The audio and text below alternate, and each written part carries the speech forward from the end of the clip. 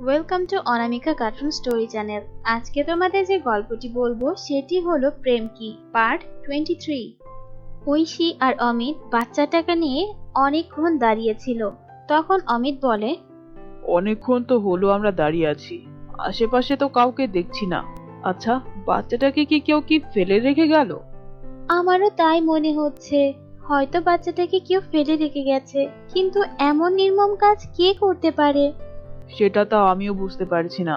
একটা কাজ করি, চলো পুলিশকে একটা ফোন দিই, পুলিশ এখানে আসলে পরে সবটা পুলিশ বুঝে নেবে। হ্যাঁ, তুমি ঠিকই বলেছো, একটা ফোন করো তো।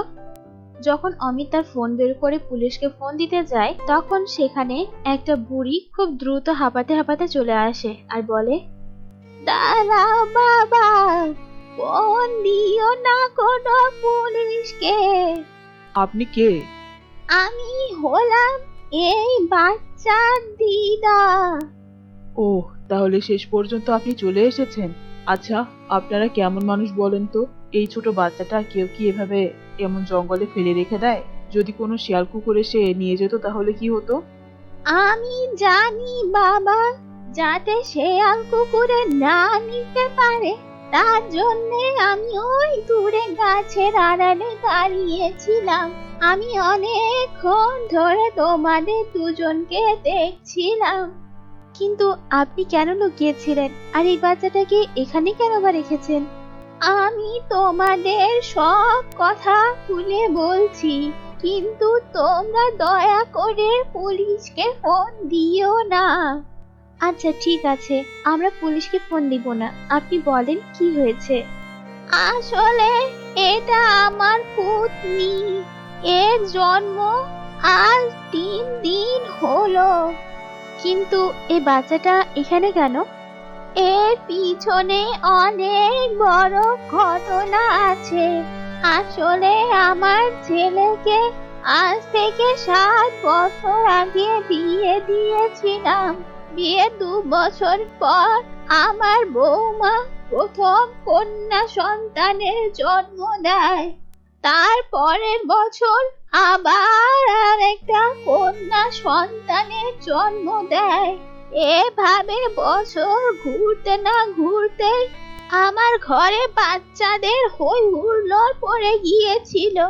আমার ছেলে একটা ছেলের আশা করে প্রতিবার বাচ্চা নিত, কিন্তু প্রতিবারই মেয়ে সন্তান হতো।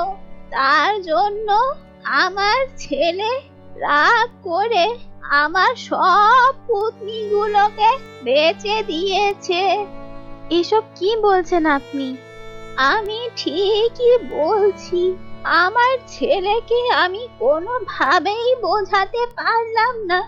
আমার ছেলের একটাই কথা, আমার ছেলের বংশধর লাগবে। তার জন্যে আবার একটা সন্তান নেওয়ার চেষ্টা করেছিল, কিন্তু এই পোড়া কপালই আবার আমাদের পরিবারে এসেছে। আশা করেছিল ছেলে হবে, কিন্তু মেয়েই হলো। তাই বলে কি আপনি এভাবে একে জঙ্গলে রেখে দেবেন? আমি আর কি করতাম মা, আমি বুড়ি মানুষ। এখন আমার ছেলের সাথে আর কোনো কথাই পারি না। আমার পাঁচটা পুতনিকে টাকার লোভে সাহেবদের কাছে বেচে দিয়েছে। জানি না এখন ওরা কেমন আছে। আমিও তো একটা মেয়ে, আমি একটা মেয়ে হয়ে অন্য মেয়ের প্রতি এমন অবিচার কিভাবে সহ্য করি? আমি যদি এই বাচ্চাটাকে এইখানে নিয়ে না আসতাম, তাহলে আমার ছেলেটা এই বয়সেই এই বাচ্চাটাকে পতিতালয়ে বেচে দিত। একটা মহিলার সাথে কথা বলে নিয়েছিল, আজ নিয়ে যাবার কথা। আমার বৌমাটা আমার কাছে কেঁদে কেঁদে বলল যেন আমি কোনো ব্যবস্থা করি। আমি বুড়ি মানুষ, বুঝতে পারছিলাম না কি করব। তাই বাচ্চাটাকে এই জঙ্গলে নিয়ে এসে রেখেছি, যাতে যদি কোনো দয়াবান লোক এর প্রতি দয়া করে, তাহলে তো বাচ্চাটার ভবিষ্যৎ বদলাবে। কিন্তু আপনি তো পুলিশের কাছেও যেতে পারতেন। আমি আর কিভাবে যাব বলো বাবা? হাজার হোক, ও তো আমার ছেলে। আমি মা হয়ে ছেলেকে কিভাবে জেলের ঘানি টানতে দিই বলো?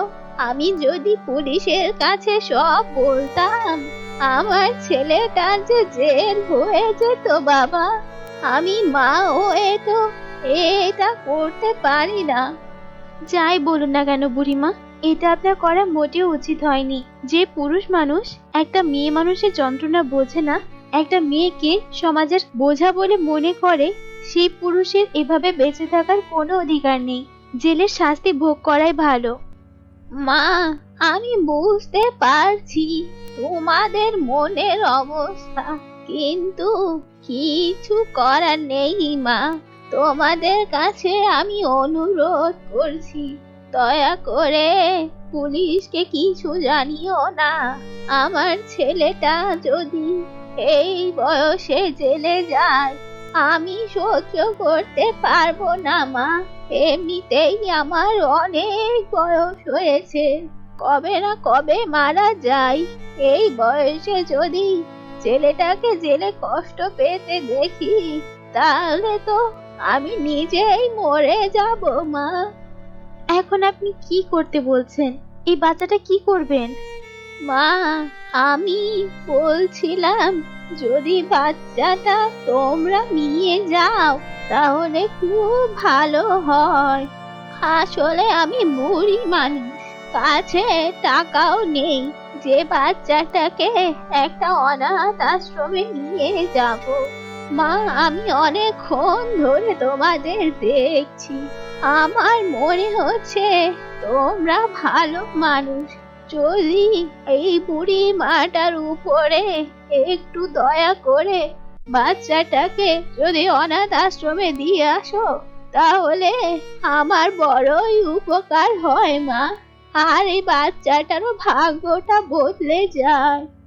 এটা শুনে ঐশী আর অমিত একজন আরেকজনের দিকে তাকায়। তখন ঐশী বলে, অমিত, আমি যেটা ভাবছি তুমিও কি সেটাই ভাবছো?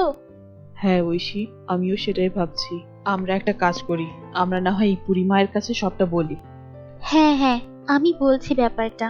আচ্ছা বুড়িমা, আমি একটা কথা বলবো? হ্যাঁ মা, বলো, কি বলবে? আমি বলছিলাম যদি বাচ্চাটা আমরা নিয়ে যাই, মানে আমরা নিজের সন্তানের মতো একে বড় করি, তাহলে কি আপনার কোনো সমস্যা হবে? আসলে আমি কোনোদিন মা হতে পারবো না, আর আজ একটা সন্তানকে দত্তক নেওয়ার উদ্দেশ্যে আমরা বাড়ি থেকে বাইরে বেরিয়েছিলাম। যদি এই বাচ্চাটা আমি পেয়ে যাই, তাহলে আমি আর দত্তক নেব না, একেই আমি আমার মেয়ের মতো বড় করব। এটা তো খুবই ভালো কথা। তোমরা অনেক দয়ালু মানুষ। আমার পুতনিটা যদি তোমাদের মতো বাবা মা পায়, তাহলে আমার পুতনিটার ভাগ্য বদলে যাবে। এটা তো আমার জন্য অনেক সৌভাগ্যর কথা। তাহলে বুড়িমা, আপনি রাজি তো? হ্যাঁ মা, আমি একদম রাজি। আমার যে আজ কি খুশি হচ্ছে না, তোমাকে বলে বোঝাতে পারবো না। কিন্তু বুড়িমা, আমি আপনার কাছে একটা কথা বলছি। আপনি যেহেতু আমাদের দেখেছেন, সুতরাং আপনি কিন্তু পরেই বাচ্চার প্রতি কোনো অধিকার দেখাতে পারবেন না। না গো মা, আমি কোনো অধিকার দেখাবো না। আমি সজ্ঞানে এই বাচ্চাকে তোমাদের হাতে তুলে দিলাম। আমি কখনোই এই বাচ্চার কথা বা তোমাদের কথা আমার মুখেও আনবো না। তুমি নিশ্চিন্তে বাড়ি যাও মা। আপনাকে অনেক ধন্যবাদ বুড়িমা। হ্যাঁ বুড়িমা, আপনাকে অনেক ধন্যবাদ। ধন্যবাদ তো আমার তোমাদের দেওয়া উচিত। অনেক ধন্যবাদ বাবা মা, তোমাদের জন্য আজ একটা নতুন জীবন পেল এই বাচ্চাটা। এখন দয়া করে এখান থেকে দ্রুত চলে যাও, না হলে আমার ছেলে যদি খুঁজতে খুঁজতে এখানে আসে তাহলে অনেক সমস্যা হয়ে যাবে। বাচ্চাটা তো মরবেই, সাথে আমাকেও মেরে ফেলবে ওই হতচ্ছাড়া। ঠিক আছে বুড়িমা, আমরা যাচ্ছি। বুড়িমা, আপনার কাছে কিন্তু লাস্ট বারের মতন একটা অনুরোধ করছি, দয়া করে এই বাচ্চার প্রতি আর কোনো অধিকার রাখবেন না। না বাবা, তুমি নিশ্চিন্তে থাকো। তখন ঐশী আর অমিত দুজনে অনেক খুশি হয়, আর তারপর ওখান থেকে তারা চলে যায়। ঐশী অমিত ওখান থেকে চলে যাওয়ার কিছুক্ষণ পর ওইখানে সেই বুড়িমার ছেলে চলে আসে আর বলে, এ মা, আমার বাচ্চাটা কোথায় গেল? আমি তো তোমার করে রেখেছিলাম। আমি জানি না খোকা, বাচ্চাটা কোথায়। আমিও তো বাচ্চাটা খুঁজতে খুঁজতে এদিকেই এলাম। এটা কেমন কথা? এখন যদি পার্টিরা চলে আসে তাহলে আমি ওদের হাতে মেয়ে কিভাবে দেব? ওদের কাছ থেকে তো আমি অ্যাডভান্স টাকাও নিয়ে রেখেছি। আমিও তো সেই চিন্তাই করছি, বাচ্চাটা হঠাৎই উবে কোথায় গেল। আর বৌমার তো এখন তেমন হাল নেই যে নিজে বাচ্চাটা সরিয়ে দেবে। আমিও তো সেই বাচ্চা খোঁজার জন্য এসেছি এখানে। কি একটা ঝামেলায় পড়লাম, এখন বাচ্চাটা কোথায় পাবো? এদিকে টাকাগুলো তো আমি অর্ধেক খরচও করে ফেলেছি।